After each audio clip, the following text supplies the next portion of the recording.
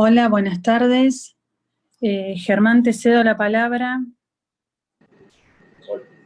Hola, buenas tardes, ¿me escuchan? Bueno, es un gusto comenzar con una nueva reunión, esta vez de manera conjunta, en Instituto de Derecho Informático y en Instituto de Derecho Concursal. Simplemente agradecer a todos ustedes, los participantes, por el interés en esta actividad, agradecer a Claudia, que ha sido la gestora de esta actividad. Rápidamente se puso la actividad al hombro, habló con Federico y concretaron esta actividad. Es un gusto, bueno, desde el punto de vista del Instituto de Derecho Concursal, realizar esta actividad que implica una cierta mirada transversal del derecho, es decir, el derecho concursal atravesado por el derecho de la informática, una cuestión que a lo mejor hace 15 años atrás no pensábamos que íbamos a estar hablando sobre estas temáticas en el derecho concursal, pero el escenario actual, esta crisis extrema que estamos atravesando por la pandemia COVID-19, ha resignificado en este tiempo de virtualidad esta temática.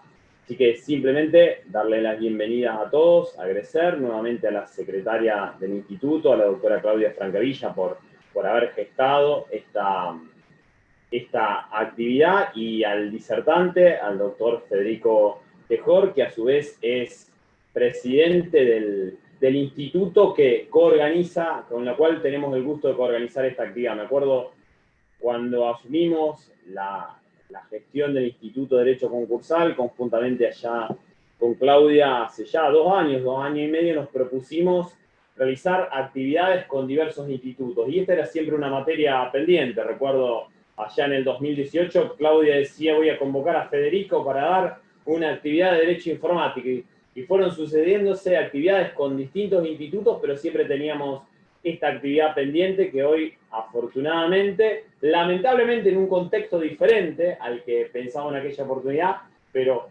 afortunadamente lo estamos concretando. Así que gracias, Claudia, y gracias, Federico. Los dejo con la palabra.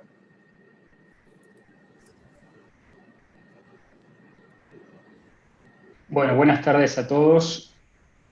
Primero principal, gracias Germán y gracias Claudia por la convocatoria.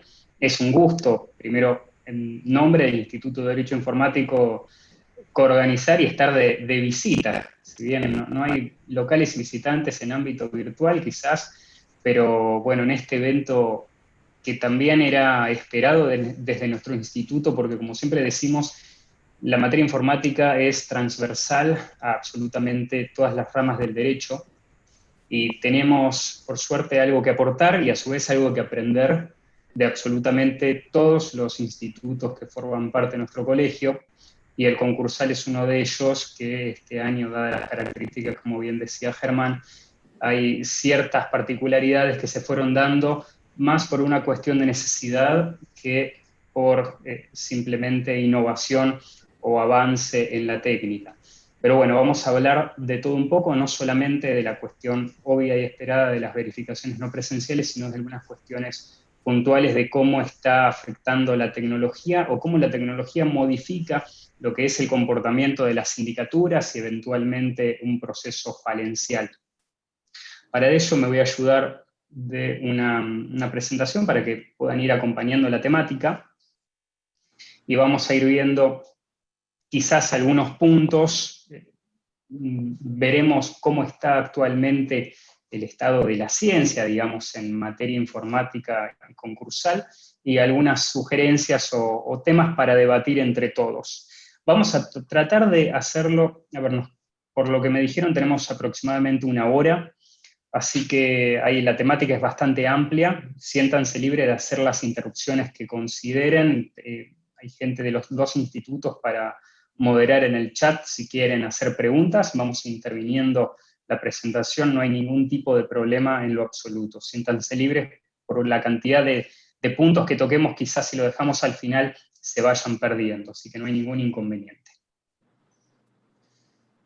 Bueno, ¿cuál es la idea del día de la fecha? Hay 3 puntos centrales que quiero tocar, o por lo menos en esta primera aproximación podamos hablar en materia conjunta informática y concursal.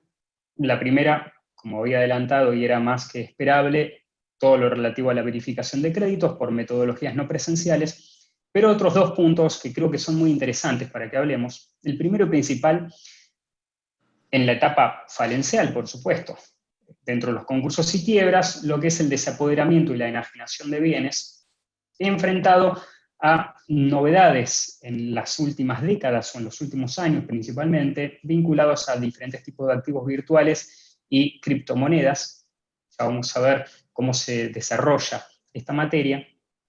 Y como tercer punto, tercer eje que vamos a hablar, es relativo a la etapa de investigación de la sindicatura, ahora sí tanto en la época de concurso como en eventual quiebra, y la injerencia de los medios informáticos y las novedades tecnológicas en cuanto a la actividad sindical. Vamos a arrancar con el primero de los tres ejes relativo a la verificación de créditos y cómo la necesidad de este año 2020 nos ha empujado a una, llamemos, armonización de la letra normativa con, yo lo llamo un poquito de pragmatismo, porque si nos basáramos exclusivamente en la letra de la 24522, tendríamos una imposibilidad absoluta de hacer verificaciones no presenciales, salvo con algún tipo de solución técnica, como la ley de firma digital, que ya vamos a ver de qué se trata. Así que entiendo que hacen un esfuerzo, al igual que los tenemos en las acordadas de las diferentes cortes provinciales y nacionales, ha habido un principio de buena fe que nos ha llevado a flexibilizar algunos aspectos. Primero principal, y esto es más que nada para aquellos que no vienen del ámbito concursal, los demás se van a sentir como peces en el agua, vamos a repasar dos artículos principales que hacen a los impedimentos que tenemos a la hora de las verificaciones no presenciales.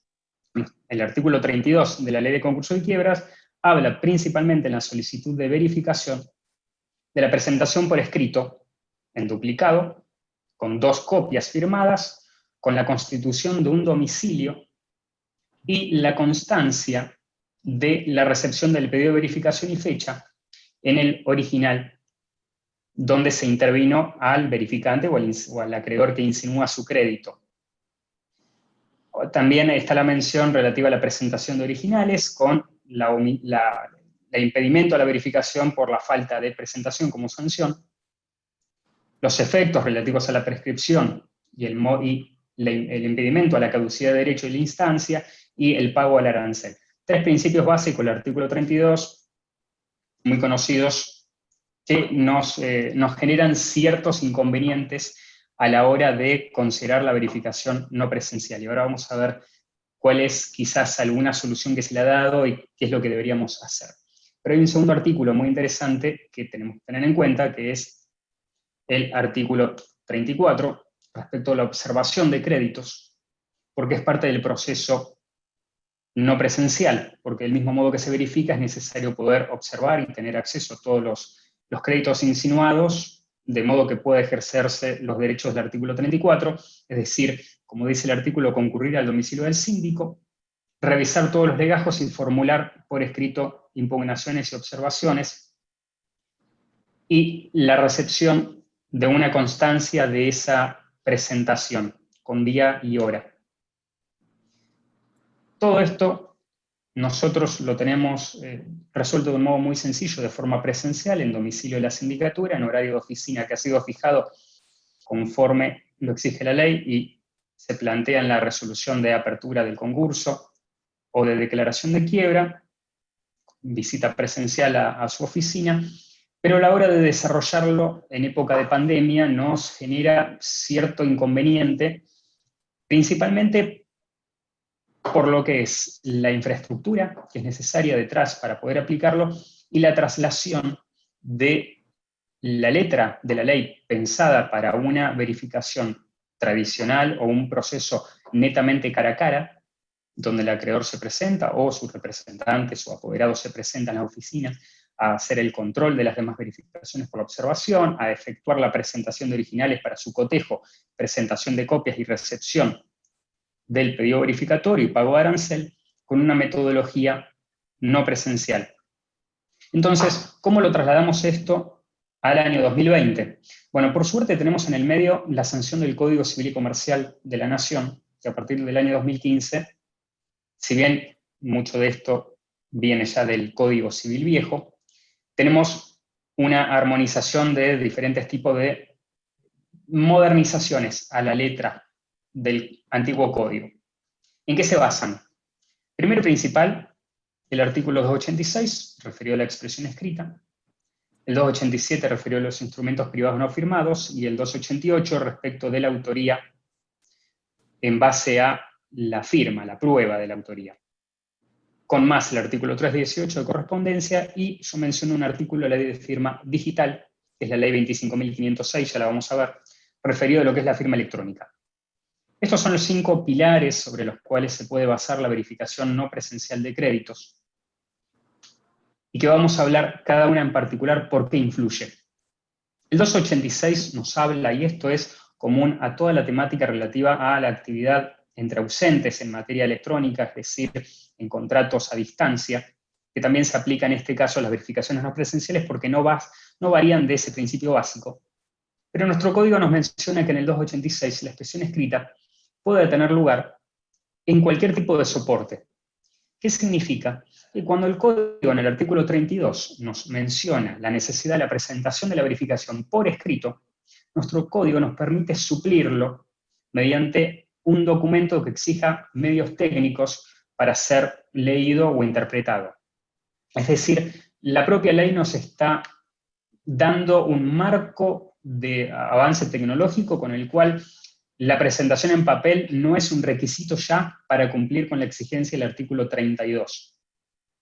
Vean que menciona instrumentos particulares firmados o no firmados.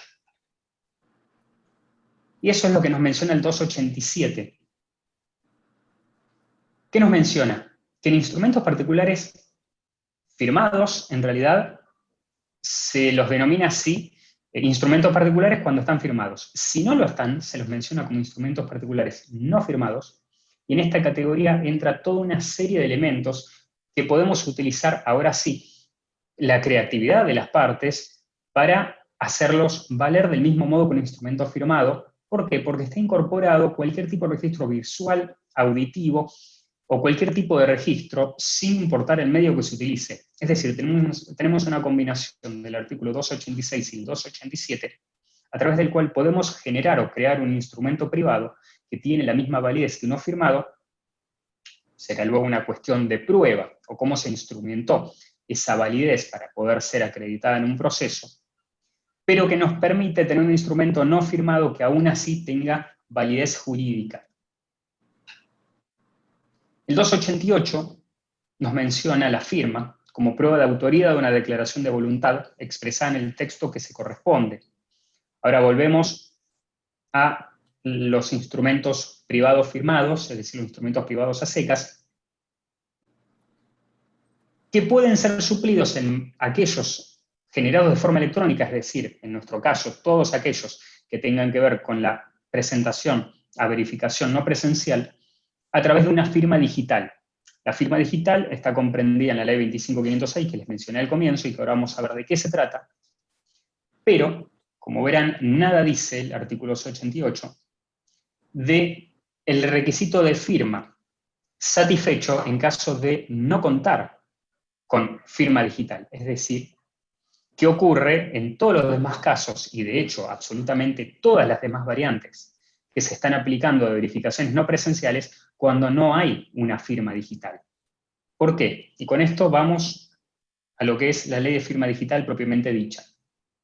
Yo voy a hacer antes de avanzar, una pequeña mención para ponernos todos al mismo nivel respecto de qué es la ley de firma digital. ¿Qué es una firma digital? Básicamente es un certificado criptográfico que una autoridad, en este caso tenemos en Argentina el Ministerio de Modernización, y debajo de ello está una estructura autorizada a emitir certificados criptográficos que la ley les otorga la validez de firma digital y la equipara, incluso con algunas presunciones en exceso, a la firma hológrafa con todos sus complementos o todas sus, llamémoslo, beneficios de la firma tradicional. Ahora bien, estos certificados de firma digital que nosotros abogados hoy en día estamos tramitando algunos lo tienen, otros no, para poder subir nuestros escritos al Poder Judicial. De hecho, se utilizan para cualquier tipo de actividad entre privados y debería ser el método que se utilice para poder verificar, digamos, tempestivamente de forma no presencial. Ahora bien, nuestro código nos menciona la firma, obviamente la verificación debe estar firmada, pero en este caso menciona solamente la firma digital. Cuando nosotros vamos a la ley de firma digital, nos encontramos, y voy a saltear esto para mencionarlo, menciona en el artículo 5 la existencia de firma electrónica. Punto principal a tener en cuenta: firma digital y firma electrónica no son sinónimos, son cosas diferentes y no hay que tratarlas como tales. ¿Por qué? El artículo 5 de la ley de firma digital, la 25506, menciona que la firma electrónica es un conjunto de datos integrados o asociados de forma lógica a otros datos electrónicos, que el signatario los utiliza como método de identificación, pero que carece de requisitos para ser considerado firma digital. ¿Cuál es la principal variación, más allá de que el certificado no tiene todos los requisitos cumplidos y por ende no es una firma digital? La presunción respecto de la autoría no existe. ¿Por qué? La firma digital, el certificado de firma digital nos otorga una serie de beneficios. Primero, principal, la presunción que aquel documento que está firmado por el titular de un certificado de firma digital provino de él, es decir, su desconocimiento no obsta la validez, es decir, quien lo desconoce tendrá que probar que fue él quien no firmó. En la firma digital no ocurre. Y por otro lado, la integridad del documento. ¿Qué significa la integridad? Que el documento, si el procedimiento matemático para verificar que la firma es válida ocurre y es verdadero, significa que el documento no ha sido modificado desde el momento de firma, con lo cual tenemos una presunción de ley que todas sus cláusulas se encuentran inmodificadas o su contenido completo no ha sido modificado de forma alguna desde que las partes intervinieron digitalmente ese documento. Ahora bien, la firma electrónica que les menciono aquí carece de estas presunciones de ley, por ende, eventualmente quien la invoca en caso de desconocimiento tiene que acreditar la validez probatoria del documento que ha sido firmado electrónicamente. ¿Por qué lo menciono? Porque todos estos documentos utilizan firma electrónica. Las verificaciones no presenciales se realizan con firma electrónica y no con firma digital. Y por último, un artículo que está vinculado, de cierto modo, es el 318, referido a la correspondencia. ¿Por qué? Porque como estamos hablando que la prueba va a recaer en cabeza de una de las partes que lo vaya a alegar, eventualmente ante una discusión, la correspondencia tiene que ser presentada como prueba, y en este caso podría llegar a haber correos electrónicos u otro tipo de comunicación electrónica, que hay que hacer un paralelismo entre la correspondencia que menciona el código y la correspondencia hoy en día electrónica, que nos permita aportarla como un elemento más de prueba y eventualmente tener una pericial referida a si este elemento fue correctamente incorporado o no. ¿Por qué este planteo tan sencillo?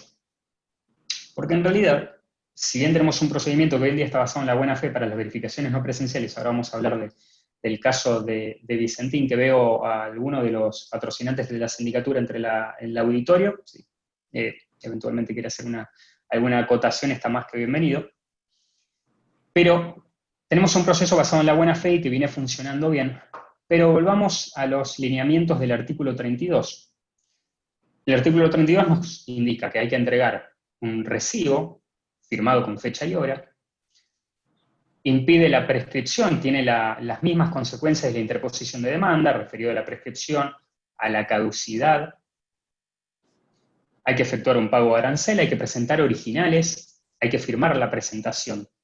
Entonces tenemos toda una serie de cuestiones que eventualmente ante un acto fallido, una verificación, un intento de verificación que no ha ocurrido correctamente o que hay diferencias entre lo que se ha intentado verificar y lo que eventualmente se presenta, entre lo que el acreedor envió y la sindicatura presentó, o el documento desaparece, o terceros no pueden acceder al mismo. Ahí vamos a entrar en el juego de si el procedimiento fue bien realizado o eventualmente cualquiera de estos elementos, llámese, vamos al caso de la prescripción o la caducidad, puede significar la diferencia entre que un crédito viva o muera. Vamos al caso de Vicentín como un caso testigo.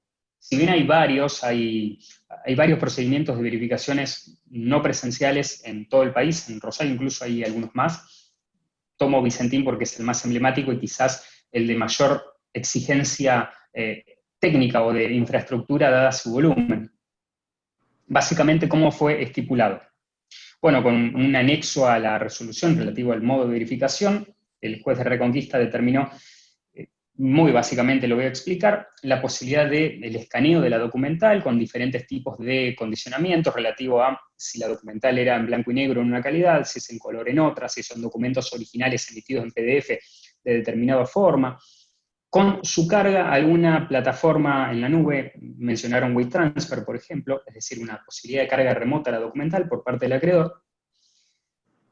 La carga de un formulario, en este caso en Google tiene una funcionalidad que se llama Google Forms, que permite generar formularios con campos obligatorios y campos opcionales, donde las partes completan las exigencias que tenía el anexo y que la sindicatura, bueno, en realidad el juzgado, a través de ello la sindicatura reclama a cada acreedor que pretende la verificación de su crédito, con la carga y la indicación de todos los documentos, ya sea el pedido verificatorio, ya sea la documental acreditante de la personería, o todos los documentos fundantes de la insinuación del crédito.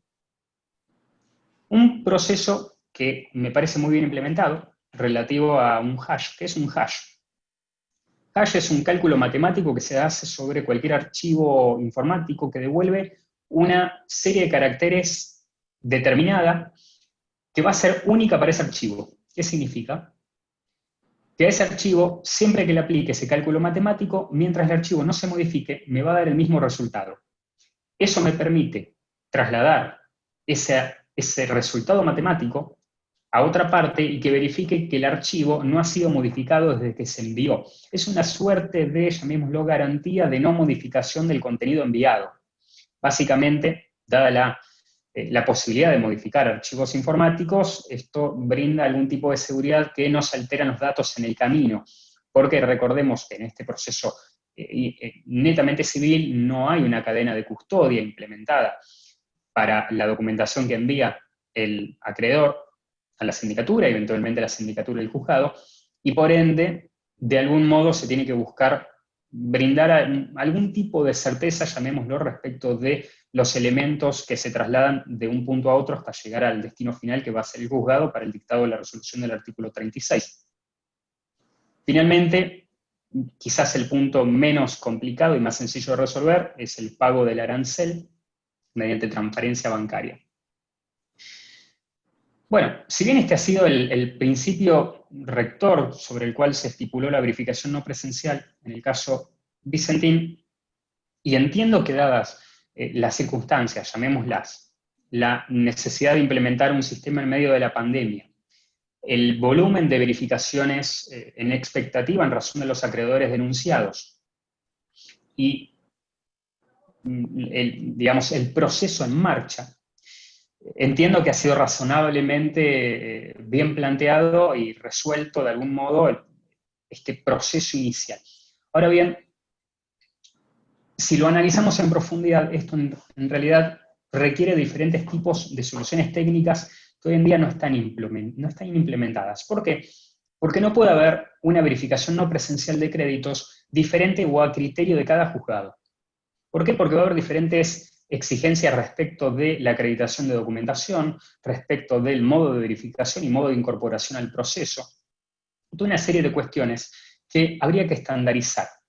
¿Por qué? Porque en materia informática es necesario mantener diferentes tipos de protocolos para el funcionamiento, para evitar que la diferencia de criterio, principalmente respecto de operadores no del todo calificados, puedan llegar a generar conflictos o eventualmente ir en contra de los propios principios rectores del concurso, principalmente en base a la celeridad y en las verificaciones tempestivas, que pueda significar algún tipo de planteo de nulidad sobre los procesos o el modo que han sido implementados, o la violación de derechos de las partes.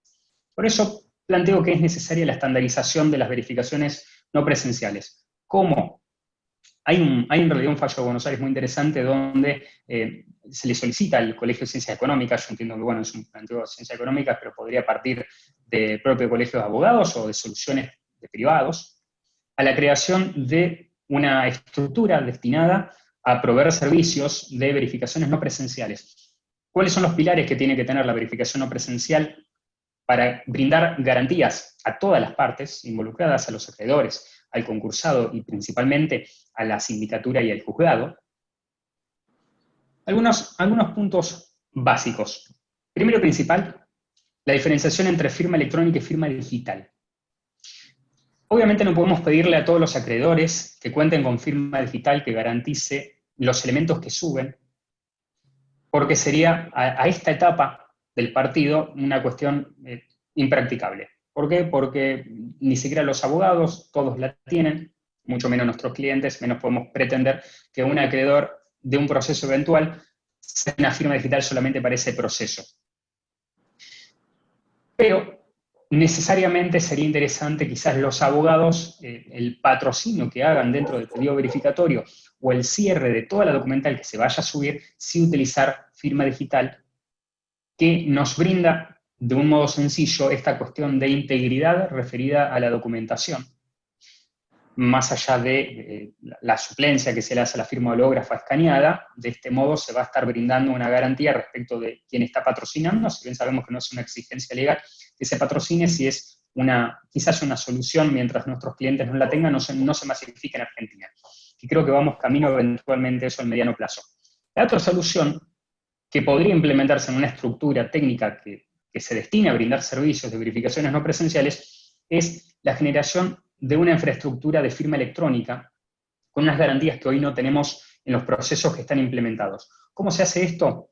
Con diferentes servicios que ya existen en Argentina. Yo menciono SID. SID es el sistema de identificación digital que depende del RENAPER. El RENAPER, el Registro Nacional de las Personas en Argentina, tiene un servicio, un API, es decir, una metodología que aplicaciones de terceros pueden conectar a sus sistemas, a través del cual se puede verificar la identidad de una persona. Si alguna vez hicieron el onboarding de cualquier banco digital, que sacan la aplicación por su celular, habrán visto que les piden, saca una foto de tu DNI del frente, saca una del reverso, sacate una selfie, hace una prueba de vida. Una prueba de vida es simplemente guiña un ojo, saluda con la mano, mueve la cabeza para un lado. Esa información se envía al SID, al RENAPER, y devuelve un resultado contra su base de datos biométrica respecto a si el ciudadano es quien dice ser o no. Y si da una respuesta favorable, tenemos un porcentaje de éxito importante para poder garantizar que la persona es quien dice ser y se le puede generar una firma electrónica, que le vamos a dar una presunción de validez mucho más importante que el simple hecho de decir complete este formulario, mande sus datos firmado o no, o bueno, cualquier tipo de metodología actual que no incorpora ningún tipo de procedimiento de validación de identidad, y sin llegar a la firma digital nos va a garantizar algún elemento adicional de seguridad que hoy en día se está implementando muy bien, principalmente en materia financiera. Para las personas jurídicas, obviamente, es mucho más sencillo obtener un token o cualquier tipo de certificado de firma digital y pueden firmar digitalmente porque es más sencillo que pedírselo quizás a una persona jurídica que brinda servicios. ¿Por qué lo digo? Porque el SID, obviamente, para personas jurídicas no funciona. Segundo, un portal. El desarrollo uniforme argentino de un portal donde se puedan cumplir con todos los requisitos de ley a los efectos de la carga de la información, el onboarding del usuario y la presentación. Luego, un gateway de pago, porque el procedimiento de transfiero por CBU y demás, lo ideal sería que esté estipulado dentro de la posibilidad de la misma plataforma donde se acredite el pago del arancel y no haya discusiones posteriores de transferí, no transferí, la acreditación está, no está, mandé el comprobante de pago, pero en realidad transferí mal a otra cuenta. Cualquier tipo de discusión se puede solucionar incorporando a este portal una solución de pago en línea. Y finalmente, la emisión de un recibo de verificación con constancia de sello de tiempo. Esta es una solución que la firma digital también provee, la emisión de un sello de tiempo que da una fecha con la equivalencia técnica de la fecha cierta, con lo cual le vamos a dar al acreedor un resultado que va a poder servir no solo como constancia de su presentación a verificación, sino también eventualmente hacerlo valer por cualquier discusión relativa a planteos de esta verificación no se recibió y prescribió, a cualquier planteo de caducidad o demás. Este proceso en sí debería estipularse hacia estos pilares, entiendo yo, de modo de poder profesionalizar lo que hoy en día ha sido una buena salida, pero una salida, llamémoslo, temporal, si se lo quiere de algún modo. Hay toda una serie de cuestiones de por medio respecto a estas verificaciones no presenciales que hacen a la cuestión. También dentro del portal, antes de cambiar de tema, había mencionado el artículo 34, la observación de crédito, la puesta a disposición de los acreedores de las verificaciones recepcionadas y del concursado, que obviamente tienen que estar disponibles en línea. Esto también abre el juego a una mayor transparencia de los procesos, donde cualquier tercero puede ingresar. Luego habrá que definir si hay que ponerlo a disposición libremente, si debe ser con un acceso que se le permitió en este portal a los acreedores y el concursado por haber tenido acceso y haber verificado, o se puede dar libremente a cualquiera. Y de ese modo también permitir con el mismo procedimiento la recepción de las observaciones, con un procedimiento que contemple las fechas cargadas en el sistema, que no haya discusiones respecto de la observación fue recibida extemporáneamente, o en realidad no se recibió correctamente, no se subió al sistema. Técnicamente esto se puede resolver. Y de hecho son problemas que los planteo quizás a un mediano plazo porque todavía los tenemos en nuestro propio tribunal con la carga de los escritos. Veremos, bueno, cómo funciona a partir de los próximos días con la carga de los escritos directamente en el CISPE. Pero bueno, son situaciones que hay que solucionar en el mediano plazo para darle mayor seguridad jurídica y técnica desde el punto de vista informático a lo que es esta modalidad.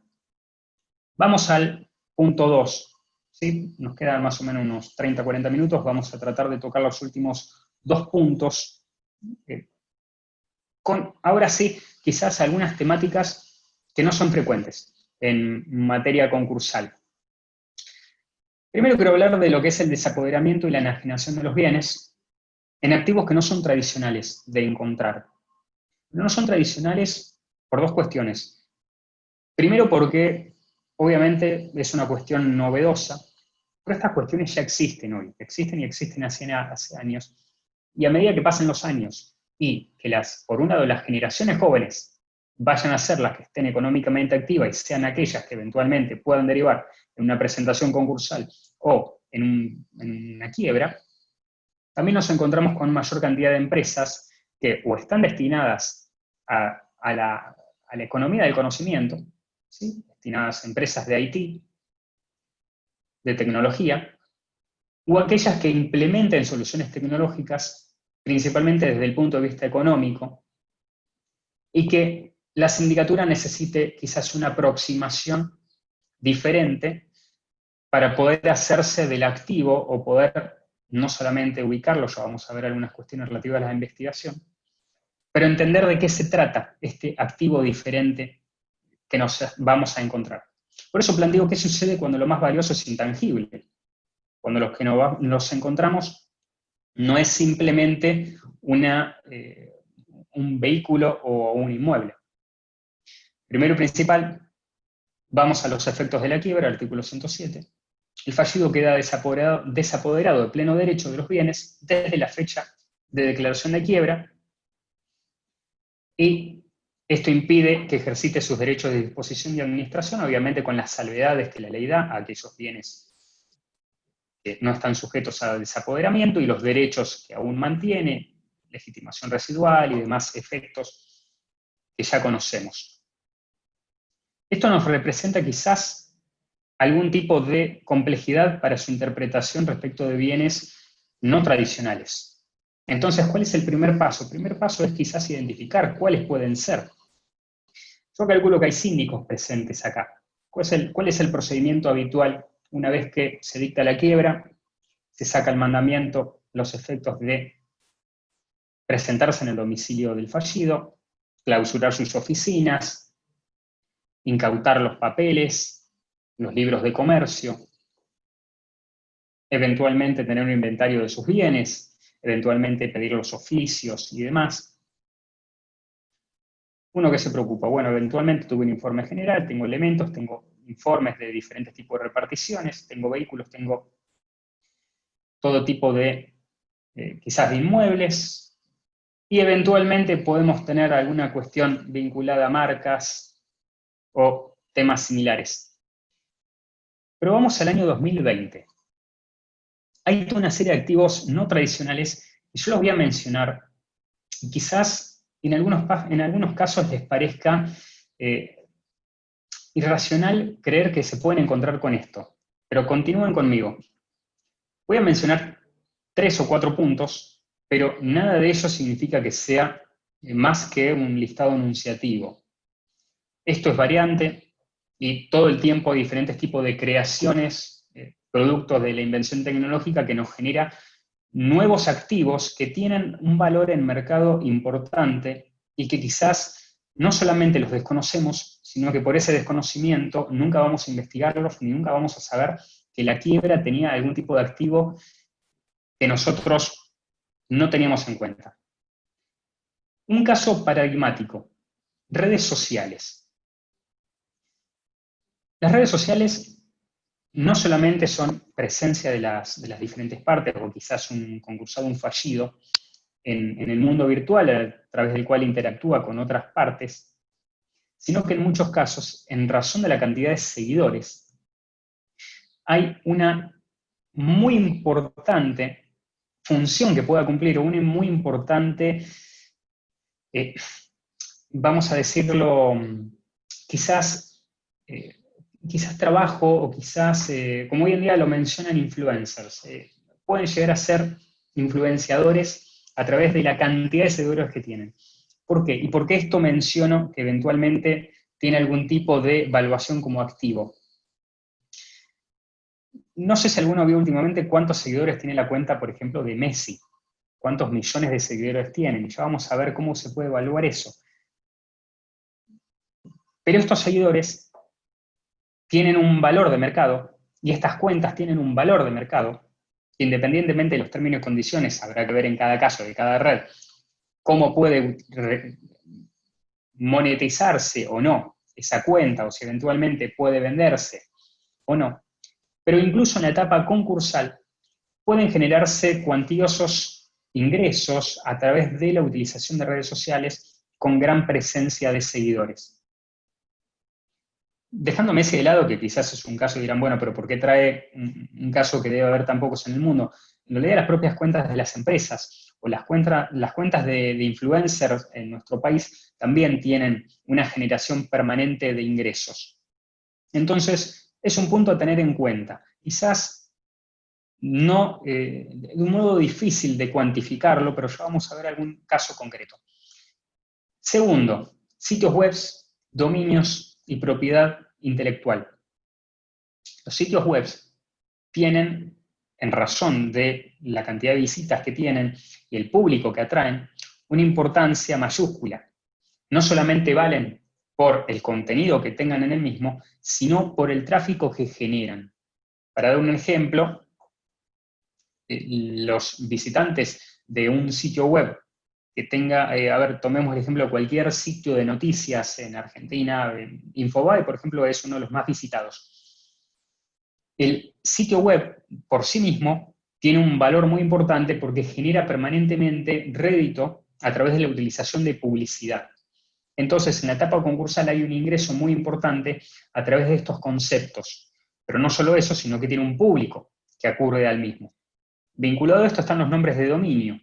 Los nombres de dominio, similar a lo que es la cuestión marcaria, tienen un proceso de registración, tienen un proceso de renovación porque caducan, y tienen una titularidad que puede ser discutida entre las partes. Hay procesos de resolución de conflictos en materia de dominios, en razón de titularidad de marca, cualquier otra cuestión, no quiero entrar en la temática en este momento, pero vamos a ver que los dominios son muy importantes y que son partes de los activos. Como no son activos registrables, usualmente puede que se nos pasen por alto, pero que aún así tienen un muy importante valor de mercado. ¿Por qué menciono esto? Porque muchas veces sale una resolución de quiebra donde el juez, con muy buen criterio, solicita, en realidad ordena en la sindicatura que se oficie al Registro Nacional de Marcas, los efectos que informe la existencia de diferentes tipos de registros, bueno, marcas, patentes, modelos de invención y demás, relativos al fallido. A veces ocurre correctamente, a veces nos ocurre quizás en la quiebra de un consumidor, donde nunca vamos a tener nada, pero de todas formas es un elemento más. Pero estas cuestiones modernas no son contempladas dentro de los procesos. Y quizás si queremos abarcar todos los diferentes tipos de activos no tradicionales, un juez nunca va a poder sacar una sentencia suficientemente completa. Ahí está la función de la sindicatura y los patrocinantes en tener una formación completa en dónde buscarlo. Yo menciono dominio, valuable domain, un dominio que tiene un valor de mercado importante, y yo les voy a mencionar algunos casos. Y por último, propiedad intelectual, software, licencias. Muchas veces no lo tenemos en cuenta, pero las empresas, y más ahora en la época de la tecnología y de la información, las empresas en el mercado del conocimiento, tienen importantes desarrollos de software que según el tipo de licencia que hayan decidido aplicarle, puede utilizar licencias de uso libre, licencias donde hay algún tipo de restricción o de algún tipo de licencia propietaria, según el caso, son titulares de software que pueden llegar a tener un valor de mercado muy importante. Sin ir más lejos, las empresas más valiosas del mundo no producen bienes. Jamás. Amazon es la empresa de mayor cotización bursátil mundial y no tiene un solo bien. Facebook compró a WhatsApp, una empresa de mensajería que todos utilizamos, por 19.000 millones de dólares y son solamente líneas de código, no hay otra cosa. Entonces, no dejemos de considerar la existencia de activos no tradicionales según la orientación de la empresa o incluso la orientación de la persona física que puede estar en concurso en quiebra. En el caso de una persona destinada que se dedica a la programación, yo no dejaría de tener en consideración la posibilidad de existencia de este tipo de software, que hay derechos patrimoniales detrás de eso, más allá de las limitaciones respecto a la titularidad que la ley de propiedad intelectual le va a otorgar necesariamente solamente a su autor.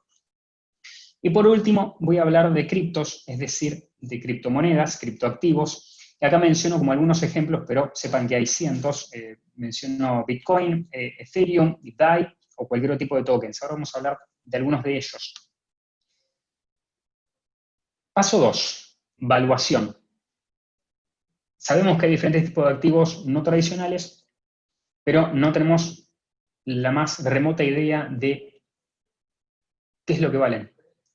Bueno, vamos a algunos casos de los que mencioné recién.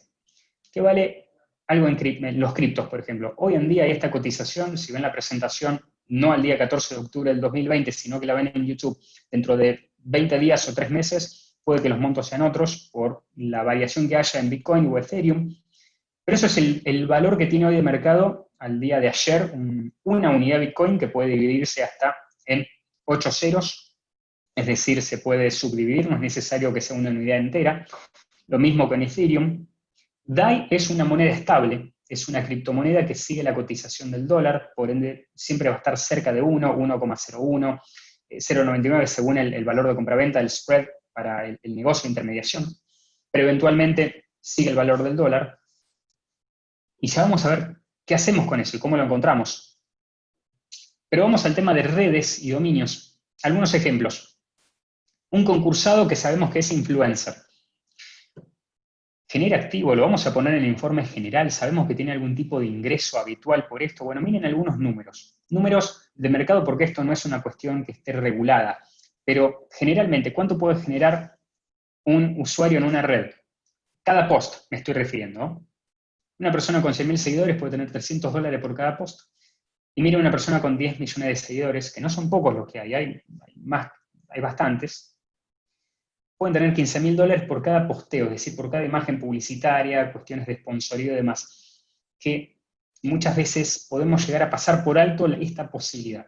Son casos aislados, y seguramente van a ser casos aislados, pero no dejan de ser generadores de activos que no los estamos teniendo en consideración y pueden ser verdaderas empresas detrás de esto. No solamente eso, porque si no a veces se generan cuentas que acaparan seguidores y se utiliza con un mero fin comercial, no solamente la discusión si esto es una cuestión laboral de la persona y en realidad es el sustento de la misma y es embargable una proporción o es un servicio, eso será según el caso, pero hay emprendimientos destinados a la creación de tráfico.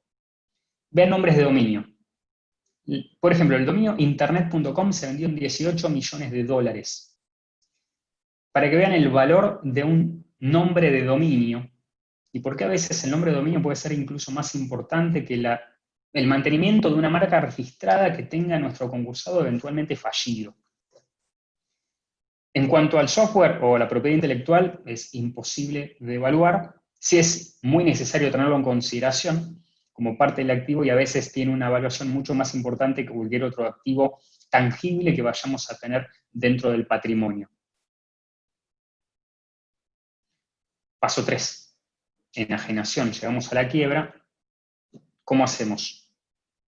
Bueno, gran problema, Acá vamos a tener el gran inconveniente. Redes sociales, obviamente no podemos nombrar un martillero y decirle si no un martillero remate la cuenta de redes sociales, remate el dominio o la propiedad intelectual, las criptos, porque va a ser no solamente es imposible desde lo técnico, sino que va a fracasar. Porque acá hay que ir necesariamente al mercado especializado o hay que buscar soluciones aplicadas a cada una de las problemáticas que tengamos en este activo no tradicional. Redes sociales, esto tómenlo con pinzas. Primero y principal porque, llegado el caso, hay que debatir si la cuenta de la red social puede llegar a enajenarse o no. Si los términos y condiciones de diferentes tipos de redes, no es lo mismo una cuenta en TikTok que una cuenta en Twitter, que una cuenta en Facebook, que una cuenta en Instagram. Si permite la cesión de la cuenta a terceros, si nos permite la venta de la misma, muchas veces está vedado por los términos y condiciones, estaríamos violando, pero de todas formas hay algún tipo de generación de ingresos necesario y puede haber interesados en la adquisición o no. Llegado el caso hay que investigarlo, hay que ver si la situación nos lo permite, porque a veces, y vamos quizás a algún principio general de la quiebra, respecto de la continuación de la explotación de la empresa, el hecho de la continuación de alguna situación donde el fallido genere un rédito importante a través de redes sociales y una generación de un activo, puede implicar la posibilidad de la continuación de esa explotación como una posibilidad de ingreso de activo a la masa falencial, o la venta en funcionamiento, después se verá. Pero no hay que dejar de analizar cada una de estas circunstancias. Dominios y propiedad intelectual, necesariamente el mercado es internacional. No nos podemos basar simplemente en rematar un nombre de dominio, si bien lo podemos ceder, en este caso en NIC Argentina, por ejemplo, pero si tenemos un dominio internacional también se puede hacer, y cederlo, transferirlo, mejor dicho, a un tercero que lo quiera adquirir. Necesariamente hay que ir a un mercado internacional porque los nombres de dominio necesitamos darle la mayor amplitud posible a aquellos que quieran participar de una puja por el mismo. Y por eso hay brokers, tanto yo mencioné en redes sociales como en dominios o propiedad intelectual, a los cuales podemos eventualmente llegar para una suerte de intermediación, al igual que la ley eventualmente nos puede permitir buscar algún método de enajenación sujeto al criterio del tribunal. Acá también menciona la posibilidad de una licitación, pero entiendo que en materia de Internet es necesaria una participación cuanto menos regional o global. El último punto son las criptomonedas. ¿Y por qué es un punto? Menciono exchange, ¿qué son? Que son una suerte de casas de cambio virtual. ¿Pero por qué? El principio básico de las criptomonedas, no me voy a poner a hablar de criptos ahora porque vamos a estar en realidad todo el día y no hace la cuestión, pero básicamente lo que conocen como Bitcoin es no es más que una representación ficticia de valor, porque las partes han decidido darle un valor determinado, no muy diferente al actual dinero, que no tiene respaldo más allá del valor oro que se dejó de lado hace mucho tiempo, el dinero fiat. Pero esta particularidad de las criptomonedas es que son descentralizadas, por ende no hay un banco central al cual acudir, tenemos toda una serie de impedimentos a la hora de incautarlo, ¿sí? Y eventualmente enajenarlo, y se puede transferir entre particulares. De hecho, la operatoria de moneda chica en criptomonedas se suele hacer entre particulares sin intervención de nadie, pero es necesario, quizás en un proceso falencial, de encontrarnos con activo que ha sido transformado o ha sido creado a partir de una criptomoneda, de la utilización de una casa de cambio virtual que nos permita, quizás puede ser ahí sí una licitación entre diferentes, un llamado a licitación, que se contacte la sindicatura con autorización del tribunal para conseguir la mejor cotización posible entre diferentes casas de cambio para la adquisición de las criptomonedas que puedan haber en el activo falencial y su eventual liquidación a moneda de curso legal para efectuar eventualmente un proyecto de distribución de estas cuestiones. Podría realizar, a ver, eso va a tener sus inconvenientes también, ¿por qué lo menciono? Porque, como vimos, la cotización es fluctuante, entonces un procedimiento técnico complejo puede implicar que una casa de cambio no nos pueda garantizar una cotización determinada. Eventualmente va a haber que ver el caso, analizar qué tipo de criptomoneda se trata, si esa criptomoneda tiene liquidez o no. Hay mercados de criptomonedas que tienen cero liquidez, no todo es Bitcoin, y analizar qué hacer en ese caso particular. No, ahora voy a mencionar quizás en el último punto que vamos a tocar, en cuestiones de tareas de investigación, algunos temas complejos relativos a criptomonedas. ¿Por qué? A ver, las criptomonedas, ¿dónde están resguardadas? En realidad hay lo que se llama una blockchain, es decir, una red de bloques donde hay registros, es una base de datos descentralizada, hay muchas copias de la misma base de datos en muchas computadoras alrededor del mundo que se ponen de acuerdo en incorporar bloques con nueva información sin la posibilidad de modificar los previos, sin el consenso de todos. Y allí se resguardan datos que indican tal billetera virtual tiene X cantidad de criptomonedas, tokens, tal otra billetera tiene tal, esta billetera le transfirió a la otra billetera X cantidad de monedas, y en sí hacen un asiento contable permanente de todos los movimientos que las partes, los integrantes de su red hacen con estas criptos. Pero esas criptomonedas están resguardadas en blockchain y se accede a la posibilidad de intercambiarlas o moverlas dentro de blockchain a través de una billetera salvada con una clave criptográfica privada muy similar a lo que es la firma digital, donde cada una de las partes tiene su billetera. ¿Dónde pueden estar las billeteras? Y con esto me meto quizás algo en tarea de investigación, pero para no salir todavía del tema de criptomonedas, ¿dónde se pueden ubicar? Bueno, quizás tenemos la suerte de que nuestro fallido dejó la billetera virtual de su empresa arriba de la mesa el día que fuimos a hacer la incautación. Nos hacemos la billetera, nos dice, sí, señora, aquí tiene, esta es la clave, como verá yo lo denuncié dentro del activo en la etapa del concurso o en mi presentación de pedido de propia quiebra, denuncié que tengo tantos bitcoins y pongo a disposición de la sindicatura la clave privada para acceder, pero probablemente no sea el caso que nos vayamos a encontrar. Probablemente no sepamos de la existencia de criptomonedas, no sepamos de la existencia de la traslación de un activo que puede haber sido simplemente una cuenta bancaria que se fumó hacia un exchange donde se compraron criptomonedas y esas criptomonedas se transfirieron luego del exchange a 10 billeteras virtuales diferentes y a las cuales no vamos a poder acceder nunca si no es con la clave privada de esa billetera virtual. Quizás tenemos la suerte que las criptomonedas quedaron en el exchange, porque hay billeteras que pueden estar en la nube, pueden estar salvadas en la casa de cambios y la persona accede a través de la computadora, pero también se pueden descargar y tener. Es más, yo puedo tener una billetera virtual escrita en un papel, puedo escribir el código de mi billetera en un papel, una billetera física, resguardarlo o aprender, difícil de aprenderlo de memoria por la extensión, pero nada lo impide. Y sin ese dato es imposible acceder a ese activo. Es decir, pone la sindicatura no solo en un brete respecto de la investigación de un activo importante, sino en la posibilidad de hacerse, de incautar, desapoderar ese activo y eventualmente enajenarlo, sin la participación necesaria de la colaboración del fallido.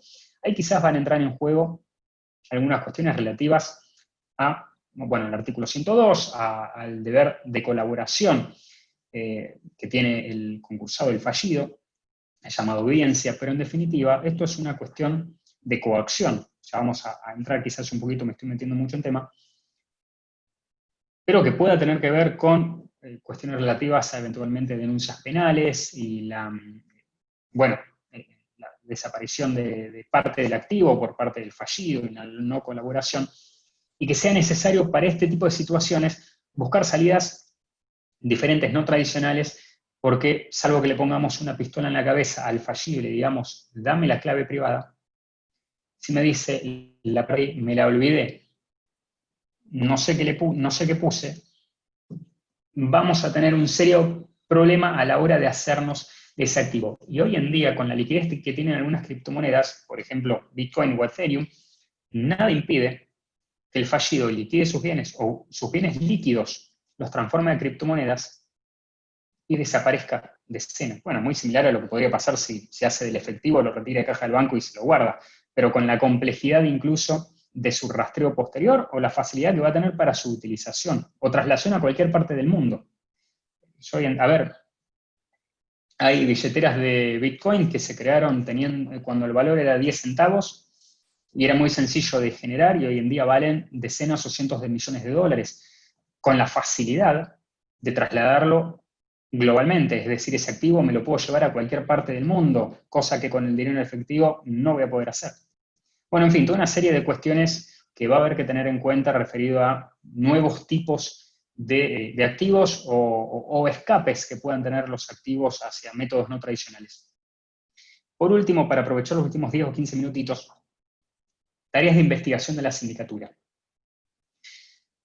A ver, en materia de informática, como yo les decía al comienzo, ya no alcanza nada más con el oficio catastro para investigar cuál es el activo falencial. He hecho una serie de artículos, yo acá menciono 16, 17, 118, 119, como verán, los que están en materia de concursos, me estoy refiriendo a actos prohibidos, actos sujetos a autorización, actos ineficaces, facultades de investigación de la sindicatura, el informe general y demás. ¿Por qué?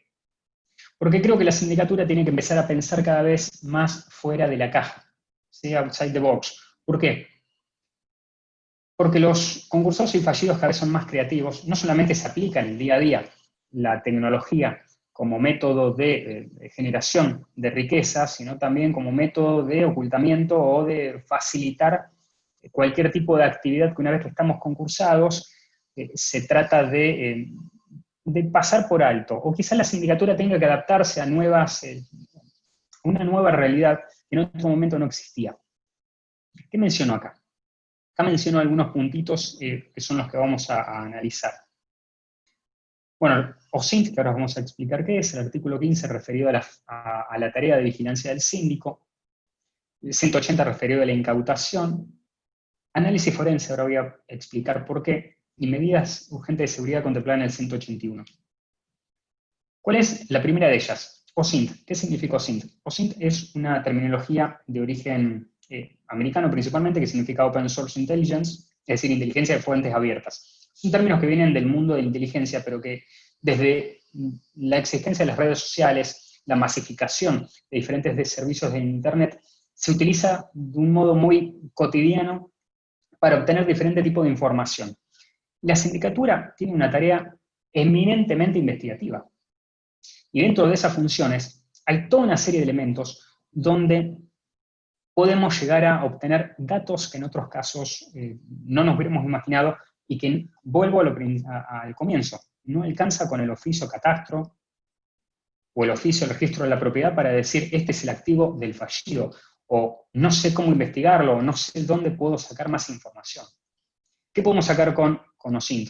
Bueno, redes sociales, entrecruzamiento de datos de redes sociales sin lugar a dudas. Y de las redes sociales, y con redes sociales me refiero a todo, Twitter, me refiero a Facebook, me refiero a una cuenta en YouTube, en cualquier lado, en Instagram. La gente sube, por ejemplo, más allá de decir cosas, también es mucho lo que no dicen. ¿Qué es lo que no dicen y que la sindicatura puede llegar a sacar? Primero, principal, que la gente o las empresas a veces son descuidados o no tienen en consideración las consecuencias de sus actos en las redes. ¿Y por qué digo lo que no dicen? Muchas veces, no solamente una imagen dice algo, me ha pasado el caso de algún fallido que apareció con una foto en el extranjero, en un crucero, argumentando que había caído en estado de cesación de pagos en medio del crucero. Pero más allá de qué es lo que no dicen, quizás, por ejemplo, metadatos. Las imágenes que se suben a Internet tienen contenido detrás que es importante, principalmente, por ejemplo, información de con qué celular se sacó, que nos puede dar información respecto de equipamiento de un fallido para hacer algún tipo de investigación. Nos puede dar información de GPS, las fotos suelen estar geolocalizadas, con lo cual nos puede dar información de domicilios o lugares que no estábamos al tanto, o domicilios de terceros, o donde la persona ha estado. Imaginen una foto de un campo, de un fallido con un campo, y que nos aparece una geolocalización, donde lo está explotando, por ejemplo. Imaginemos datos de relaciones o amistades. A veces nos brinda información los contactos que tienen los concursados o fallidos en las redes, nos brindan información de sus personas aledañas y nos permiten llegar, en algún caso, a alguna persona vinculada a una simulación. Imaginen una simulación donde las personas tienen vinculación en redes y tienen posteos cruzados. Qué interesante para la etapa probatoria, ¿no? Direcciones de correo electrónico, recupero y números de teléfono. Estos son datos importantes porque a veces nos brindan la posibilidad de recupero de cuentas a través de datos que pertenecen quizás al fallido o a terceros, nos brindan algún elemento adicional investigativo. Hay herramientas de automatización para hacer estos procedimientos que cualquier persona especializada en la materia o cualquier perito informático o alguien que esté en el tema puede llegar a conocer y utilizar para recabar grandes datos de fuentes abiertas de diferentes tipos de sitios y entrecruzar datos. Por eso hablo de las migajas virtuales, ¿no? Hansel y Gretel. Todos dejamos algún tipo de camino marcado en Internet que nos permite hacer un seguimiento de qué hacemos, qué somos, cuál es nuestro nivel socioeconómico, con quién entrecruzamos información, quiénes son nuestros contactos, y eventualmente dónde estamos, qué gastamos, cómo hacemos, qué tenemos. Vamos al artículo 15, deber de vigilancia. ¿Qué nos dice? Que si bien en la etapa de concurso el concursado conserva la administración del patrimonio, esta es bajo la vigilancia del síndico. Esta función no es menor. La función del deber de vigilancia conlleva determinados derechos para la sindicatura, dentro de sus facultades, que hay que interpretar de un modo diferente quizás en materia, digamos, en lo que es año 2020 y en los diferentes tipos de rubros que las empresas o las personas pueden dedicarse. Como por ejemplo, ventas, servicios en línea, cómo hacemos desde la sindicatura para tener control de esa administración patrimonial que hace el concursado respecto de aquellos activos que no son registrales y que son de difícil seguimiento. Entonces, veíamos el caso de los followers. ¿Qué pasa con un influencer que genera grandes montos mensuales? Hay gente que sube videos ya a YouTube que están monetizados y que genera cuantiosos ingresos. ¿Qué ocurre si la persona simplemente tiene configurado en YouTube para que ese dinero se deposite en una cuenta en Payoneer, en un banco que se puede abrir una cuenta en Estados Unidos desde Argentina y depositarlo allá, que le manden una tarjeta internacional para poder hacer cualquier gasto, y tenemos un ingreso no contabilizado del cual no vamos a tener constancia al momento de la quiebra? ¿Qué ocurre en operaciones con activos descentralizados, llámense criptomonedas? ¿Cómo puede la sindicatura vigilar la actividad o las transferencias que el concursado haga? Vamos a un caso quizás interesante. No solamente aquel que actúa aisladamente con criptomonedas. ¿Qué ocurre si les toca el caso del concurso de una casa de cambios de criptomonedas? En Rosario hay, y en Buenos Aires también hay. ¿Qué ocurre? ¿Cómo hace un síndico para hacer ese control de conservación durante el concurso? ¿Qué va a pasar con ese activo que indudablemente es muy valioso y que puede con un clic transferirse a una billetera virtual, que no importa dónde esté porque está en Internet? No es simplemente mandarle una cuenta en Zurich, sino es mandarle una cuenta que me guardo la billetera en un papel impreso en el bolsillo y no lo ves más. Y hablo de RAT. ¿Qué es RAT? Es Remote Access Tool, en realidad un toolkit.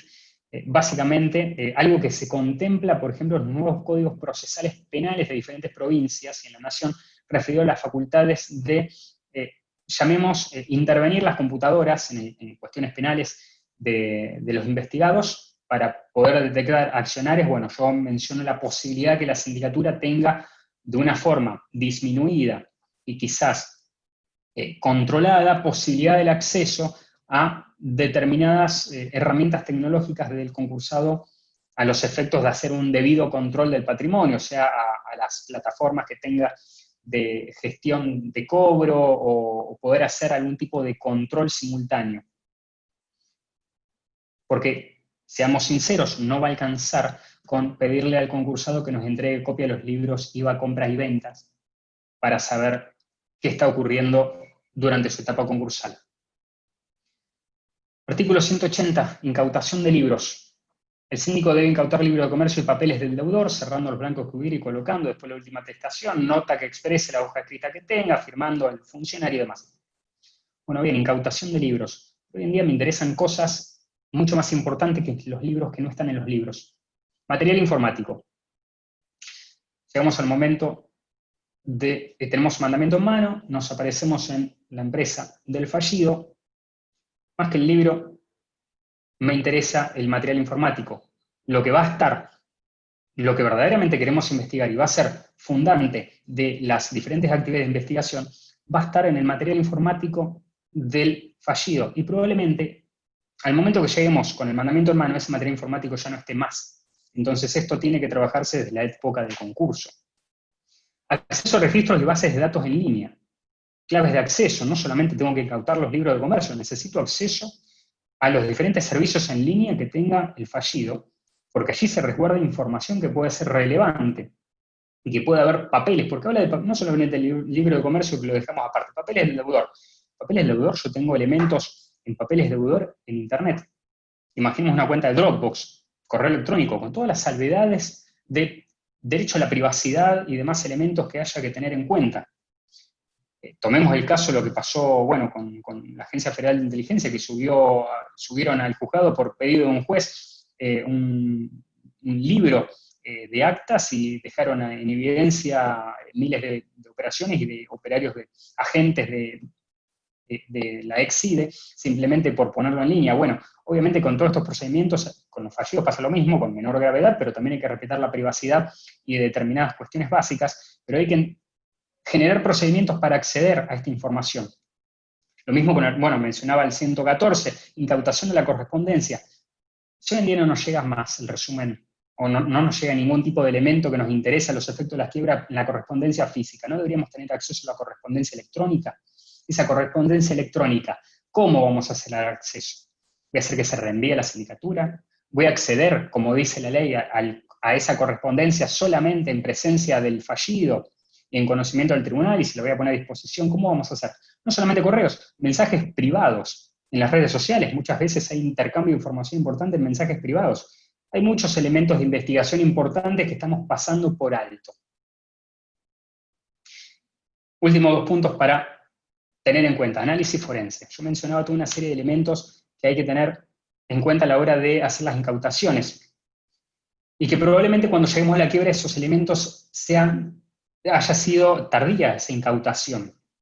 ¿Por qué? Porque lo habrán eliminado, porque habrán tratado de modificarlo, porque los datos pueden estar encriptados.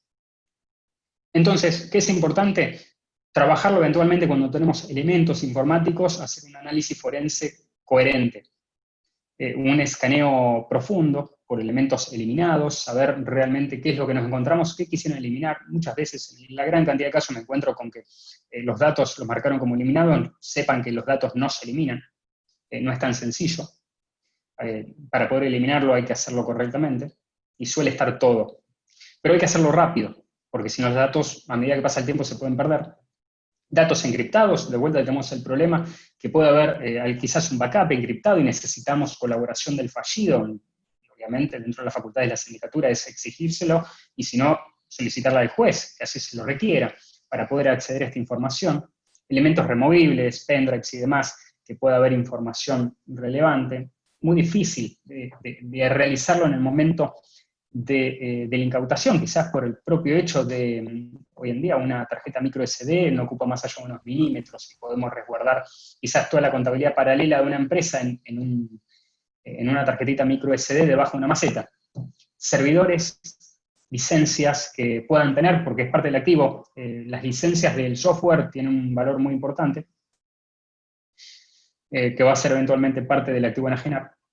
Cuidado con booby traps, es decir, con quizás trampas que pueden estar destinadas a la eliminación del contenido, ya vamos terminando, la eliminación del contenido, entonces hay que saber muy bien cómo manipular esta información. Último punto, para ir cerrando, porque ya me avisan que nos quedan 5 minutitos.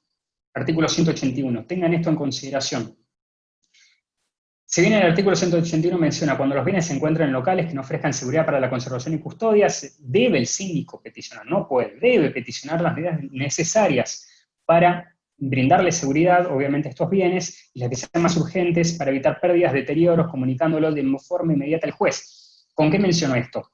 Renovaciones de dominios, protección de elementos físicos virtuales, transferencias de criptomonedas y demás, por posibles necesidades de buscar alguna forma de coacción hacia aquel no colaborador, fallido no colaborador. ¿Por qué? Porque no solamente hay una cuestión de la posibilidad de que la sindicatura lo haga, sino que no es una facultad, es un deber del mismo. Entonces, en materia informática, mientras más vayamos hacia activos virtuales o no tradicionales, es mayor la responsabilidad de la sindicatura de tener estas cuestiones en consideración a la hora de tomar medidas urgentes para proteger este activo.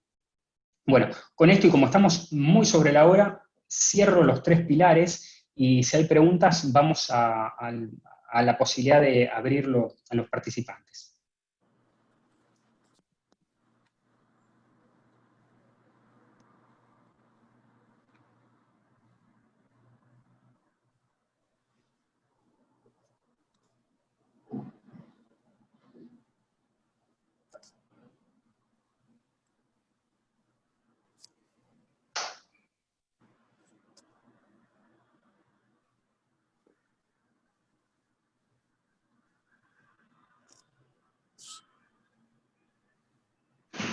Bueno, me avisan que estamos muy sobre la hora.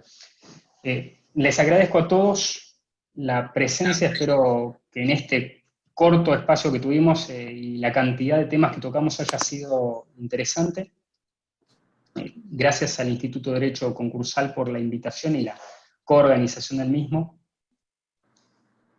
Y bueno, espero que sigamos con estas temáticas que sin dudas van a tener mayor profundidad en futuros eventos.